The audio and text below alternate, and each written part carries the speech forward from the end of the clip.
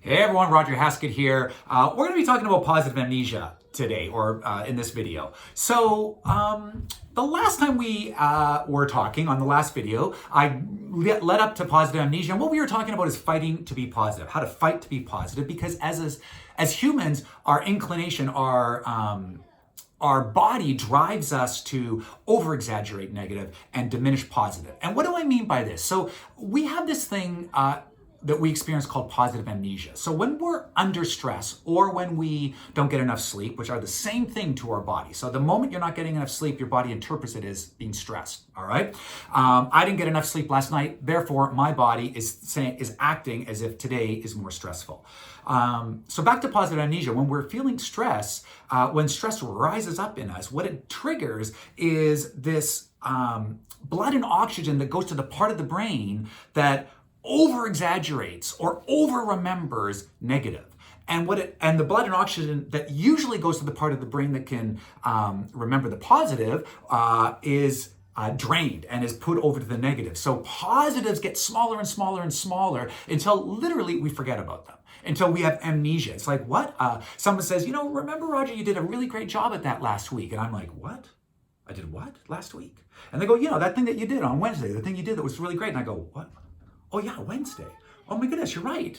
I did the thing on Wednesday and it went really well. How did I forget that? Because that's your body working on you through positive amnesia.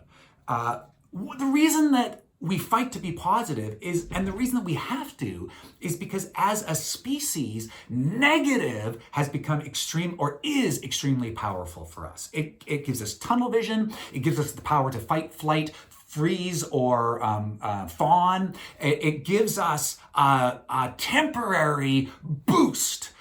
So negative is very powerful for us as a species, but it's not always powerful, and we have to fight back.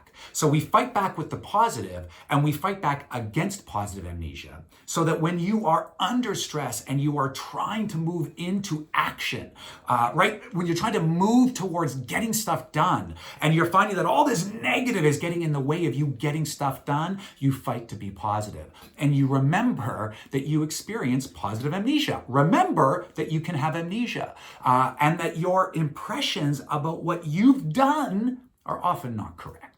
They're often tainted by positive amnesia, by our by our biological responses to what's going on around us. So we fight to be positive because of things like positive amnesia.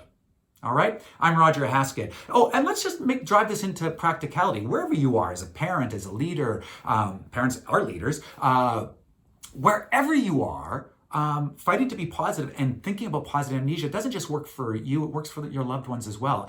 And it works in this time that we're in, this time of crisis and uncertainty that is all weighing us down. We fight to be positive, and we remember that we experience positive amnesia. So there's more positive that we can pull on that we're just not remembering. So we have to reverse that, and we have to put our blood and oxygen back into, drive it back to remembering the positive.